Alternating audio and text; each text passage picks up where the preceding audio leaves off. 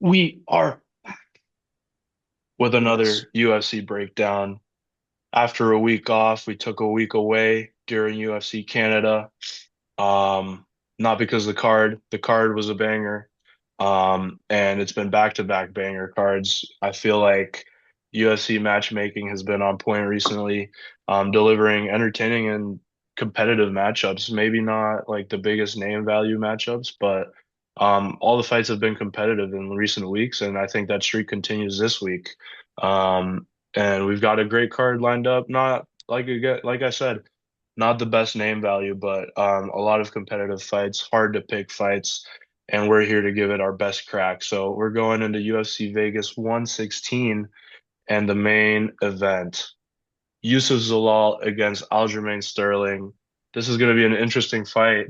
Aljamain Sterling, a veteran of the game, one of the best, arguably for some, one of the GOATs of his division, the backpack, and he's taking on the Moroccan Devil in Youssef Zalal, who's on a really hot streak right now, and looking like a world beater. So it's going to be two Titans coming up against each other, and let's see who comes up on top.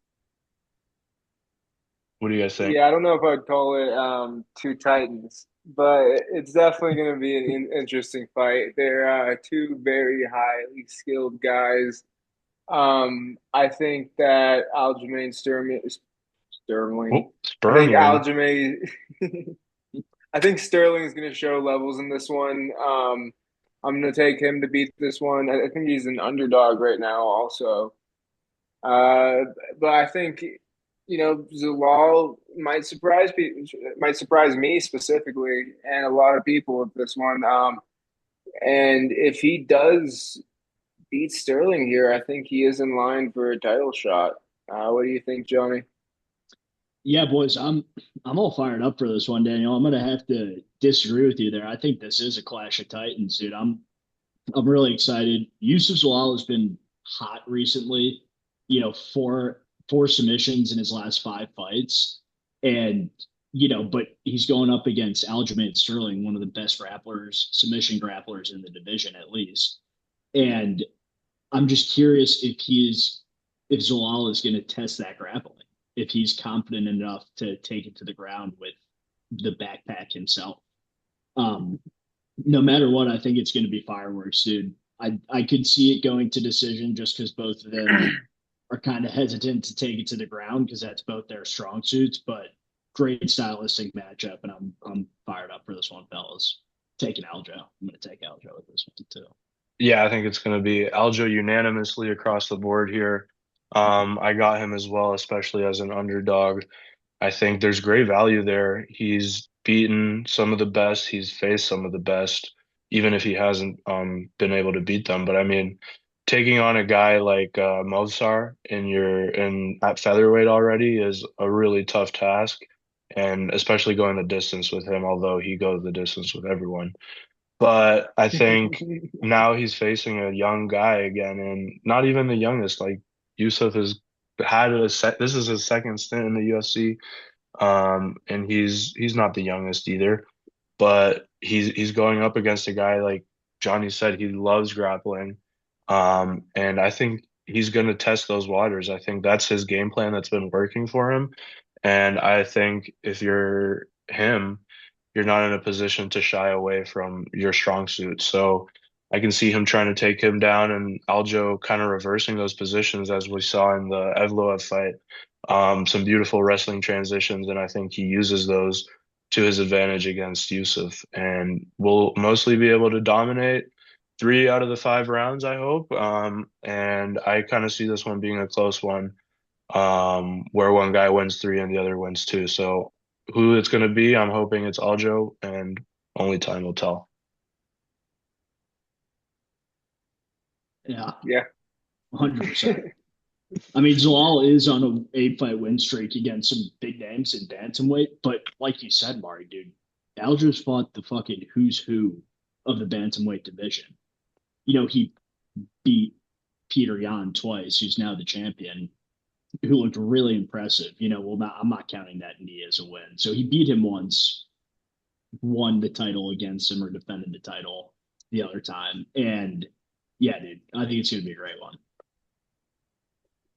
All right, we're moving on. For this next fight, we got Davey Grant taking on Adrian Luna Martinetti. This is going to be a fireworks fight. I think both of these guys are going to come out looking to put the other away. And we got a 40-year-old Davey Grant, who's always game, coming up against Martinetti, who we saw in the Dana White's Contender Series against none other than Vologden in another amazing fight. So both of these guys are going to come and put it all on the line. What do you guys think about this fight? How do you guys see it going down? I'm not You gonna lie know, to you, Matt. Go ahead. you go ahead. You go ahead, man. I was just gonna say, dude, Martinetti is another young and hungry prospect coming from Dana White Contender Series. These past 3 weeks, dude, we've seen so many UFC debuts, and I can't, I don't know the exact record, but I know it's more than a 50% win rate for them. Dude, they're solid.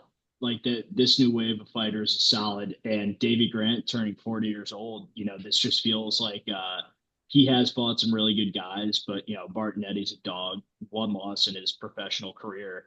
So I feel like Grant's being thrown into the fire this one with this one. He did just come off a win against Charles Jourdain or loss off Jourdain, but Jourdain's been sharp. So I just think he's getting thrown to the wolves. What do you guys think? Yeah, Davy Grant is that type of fighter that's always down to fight. But I do think that he might be biting off more than he can chew with, Adrian over here. He looked really solid in that fight versus Vologden. Obviously, it was a complete war, and he came out on top of that one.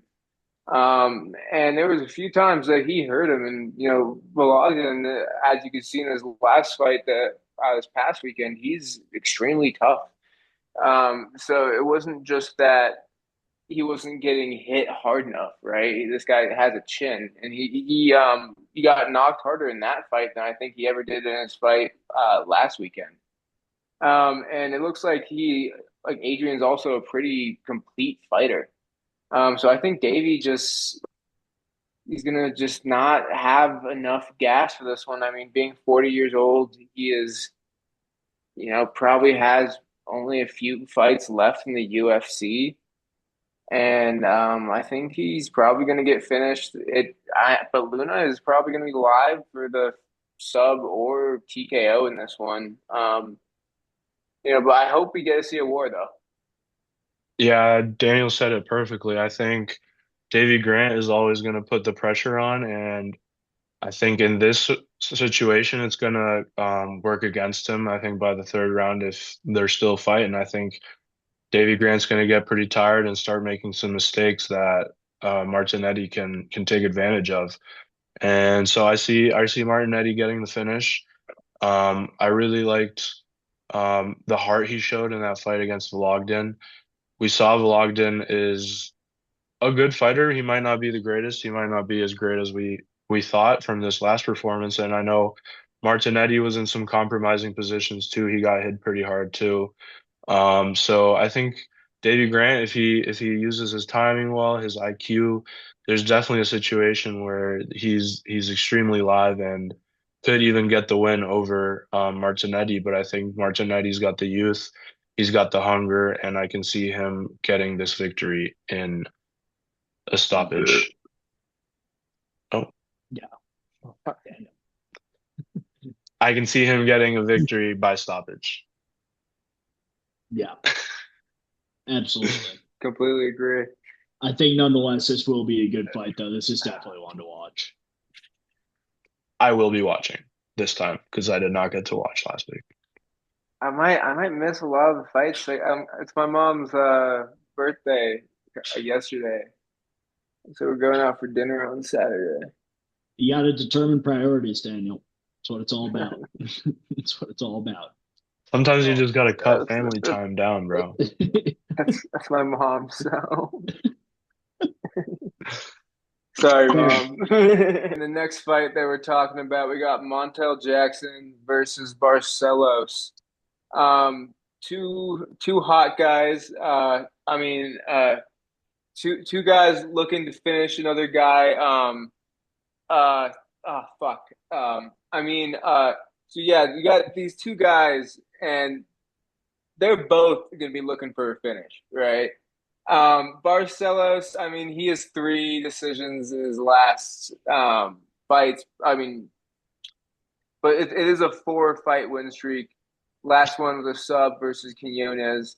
That's all the way back in 2014, though. All of his opponents have been high-level guys. And then Montel Jackson, he's been looking like an absolute fucking finisher. Also fighting some high level guys. Just lost to Figueiredo, where he was a solid favorite in that one. So I think he's going to be looking for a statement here to show that, you know, he's learned from that fight and that he deserves to be with those top guys. But Barcelos is looking to make the same statement with this fight, so I think this one is definitely going to be a banger.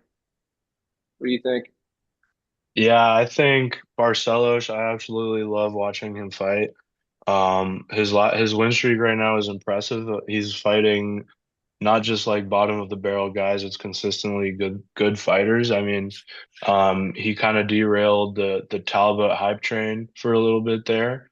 He really showed that he's a good wrestler. He can take you down and control someone on the ground. Got the win over Ricky Simone as well, who's a good wrestler. So he showed he's a well-rounded fighter. And Cody Garbrandt, he's a striker as well, and he was able to get the win there as well. So those are all good wins, and they add to his resume. Um, where as Montel Jackson, you got a guy that's just winning and winning and winning, and then he meets one of the guys that's been at the top of the game, and he got stuffed there. And it was a close fight. It was a split decision. But he just came up against that first challenge, and I think kind of like Daniel said, that's a place where he can rebound from. And I think with his reach advantage that he's going to have over Barcelos, it's going to be difficult for Barcelos to get inside for those takedowns. And I can see Jackson piecing him up from the outside and finding the knockout. It's almost a 10-inch reach advantage. So that's something that really stands out to me. Or else it's 10 inches. I wish. Oh. Yeah, dude. But I was gonna say, dude, Barcelos, he's been really good recently. He's been fighting. I mean, like you said, Garbrandt, Simone, Talbot. Like he's been putting away some really solid competition. Montel Jackson, I don't want to call it a fraud check because I mean, he's a great fighter, and I don't think he fought horribly against Figgy. But again, dude, that was his first real challenge in the division, and he did not perform. So I'm wondering if you got a guy like Barcelos, who's 38, and he's fought some of the better guys in bantamweight. I'm gonna have to go with Barcelos on this one.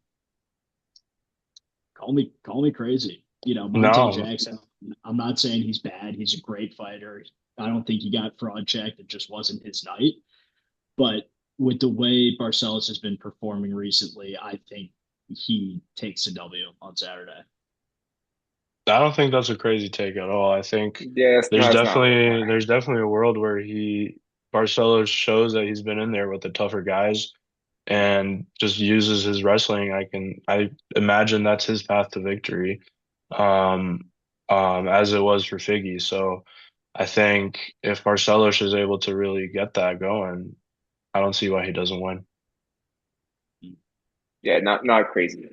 I think this is going to be a pretty back and forth fight. And it's like Barcelos is no slaps in the feet either. So I think that I mean I can see another unanimous decision in his future. I don't know about the finish versus Montel Jackson, but I think I'm leaning towards Barcelos also. You just flipped completely, Daniel. I'm just Well, I not mean, convincing. After thinking a little bit about it and thinking about the last fight versus Figgy, I mean, I think Johnny just won me over. I think Stop. Barcelos does look like I don't think he's as aggressive and like he hasn't shown as much finishing, at least lately, but he has shown that he's able to negate what fighters try to do to him. Like he made Peyton Talbot look like a bitch, and I mean, he's looked really good since then, you know. So yeah, I think I am switching. I'm saying Barcelos. Well, I'll tell you what, guys, I had Barcelos too originally, and flipped right before making this. So I really don't know who I'm going to pick, honestly, because Yeah. I can totally see a world where Barcelos gets a solid win because I think he has faced the better competition and is potentially the more well-rounded fighter. He has a very forward pressure style, and I think that might overwhelm Jackson. Maybe get him against the cage and maybe get him, I don't know, hurt. So I think that could be a good path to victory without having to use too many takedowns, is just constantly being in front of him and backing him up. So I don't know. It's a tough fight to call. Fellas, this Saturday we're going to have another heavyweight banger on our hands. Marcus Buchecha versus Ryan Spann. This is going to be a good one. We haven't seen Buchecha really prove himself in the UFC yet. He had a good fight against Kennedy. I cannot pronounce his last name for the life of me. Slow me Nzechiku, out. Nzechiku. I Culture. think. Culture. That's what I got him there. Yeah, but he had a draw there. Arguably, he could have won that. It was a good fight. I don't, but he hasn't won in the UFC yet. He's coming from one championship, which is arguably the second best MMA promotion out there behind UFC, in my I'd, opinion. I'd argue PFL at this point. Really. That's a That's a different. discussion for another time. Nonetheless, coming from a very impressive organization where he was submitting people, dude. All he did was submit people. He had two losses and 5 wins, 5 out of 7 wins, or 5 out of 7 fights went to submission win. So he is dangerous. He trains an American top team. He's a solid fighter, but Ryan Spann's a vet. He's been in the UFC since 2018. He's been around the block with the heavyweight division. So I'm going to take Buchecha with this one, boys. Call He's me going to prove crazy. himself. He's ready. I I'm think calling you. he's. I'm calling you crazy, bro. I I'm calling I you crazy. think No, he's no ready way to prove Buchecha himself. wins this, bro. It's going to No be a way. tough one, Wow. but it's a No Bold. heavyweight way. banger, dude. It's heavyweight. Anybody can get knocked out. Yeah. Yes, I know. I'm aware, but like, okay. So as long as Ryan Spam doesn't show up and we actually get Ryan Span, dude, he's fought so many fucking good guys. He has so many wins that have aged incredibly, and his losses have looked good too. Like his most recent loss, he got knocked out by Waldo.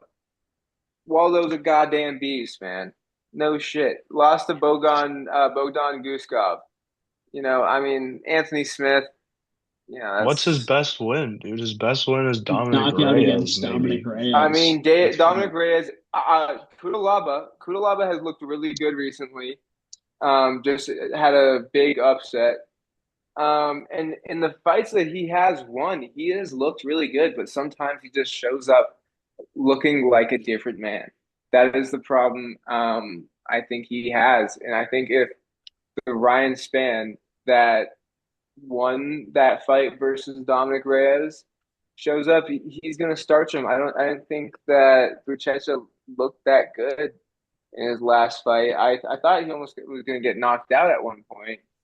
Um, yeah, I'm taking Ryan Spann. I mean, there is a world where he loses this fight, I think, but I think let's give him 7 out of 10 fights. He'll win. Well, dude, he's lost to Anthony Smith twice. I rest my case. Yeah, dude, but he was protecting his family. Come on. He was protecting his family. Yeah. That's what are you gonna do, dude? If a man's protecting his family, that's a tough fight, It's a bro. tough one to beat. It's a tough That one is to a beat. tough situation to He's yeah. got a heart of a lion, bro. And it's a life or death situation too. They do call him Lionheart. That is what Yeah, they man. call. Yeah. I I What do mean, you rest my think? case. Brian Spann is not good. Like both of these guys are not good fighters, in my opinion. Like better than your average fighter, but these guys for UFC, come on. I mean, Ryan Spann, what win has aged well? Please tell me. Like the only fight Dominic where I can see Reyes. Dominic Reyes is coming off back-to-back knockout losses. No, he didn't get knocked out last fight. Nothing happened in his last fight, you Okay, idiot. true. That was that's arguably worse. That's Yeah, arguably kind worse than of. getting That's knocked out. arguably Okay. worse. That is. Yeah, I mean, it you're was right. that Fuck you, forgettable that you were I wrong. in my mind I made up that something You happened. just erased it from your Yeah, I memory. mean that is not a well-aged fight win in Uh, my opinion. I think Buchecha has more to prove, Hmm. and I think Ryan Spann also has a lot to prove that he belongs in the UFC. But I just don't think he's that good of a fighter. I don't think Buchecha is either. So I am not picking a fighter to win this. okay, And I think this is a weird fight. I don't know what either of them gains by winning this fight other than a little bit of traction. all right. Disregard Anthony Smith because you just seem to hate my boy Lionheart. Fucking the only other like loss that he like isn't like a top level guy is Johnny Walker, and that was against a prime like fucking balls to the wall Johnny Walker. You know, like Gustav, really good. Krylov, really good. Like, come on, man. I just don't think Buchecha's on that level, man. I think that he's at the Jesus, he's at the one UFC level. I just wasn't impressed by him in his last fight. Obviously, he could have gotten better, but I'm gonna die on this hill. Well, Daniel, come Saturday night, we will see. We will see. Come You're Saturday. so confident that I'll back Ryan Spann, but I No, I don't agree with me. Go who you think, man, because then you're gonna blame me if I'm fucking wrong, bro. I don't know who's gonna win this. So if you think you know, I'm gonna trust you. We got an interesting fight in this one. Jackson McVey, who vaguely looks like Jesus Christ, versus Sedriques Dumas, who is a man who you know is fighting for his money. That man, his bank account probably looks worse than mine. um, so you know when he's coming in there, he needs that win. So I'm excited for this one. I think that you know they both have a lot to prove because they are both looking like they are on the edge of being cut from the UFC. Um, so I'm looking for like a you know winner takes all, the other guy gets cut type fight in this one. So, you know, hungry dogs are gonna fight hard, and that's what I hope to see. I love Sedriques Dumas in this fight as an underdog. I think Jackson McVey, Jesus looking guy, he's not all that. I mean, all of his fights, literally all of his fights have not gone the distance. And the guy, I don't know, he's just not really there. Like he's not there. Like he's there, but he's not there, you know? He has people in front of him and he's kind of a punching bag. He's come up against two really tough guys. I mean, one really tough guy in Bruno Ferreira, and then after that, I mean Zachary Reese. I don't know what to make of him quite, but I don't hold him in too high of a regard. And then I mean Sedriques Dumas, like Daniel said, he's coming to win. He needs the money, you know. So I think he's gotten a little unlucky in his last two fights. I mean, he had that nasty dick kick. Excuse me.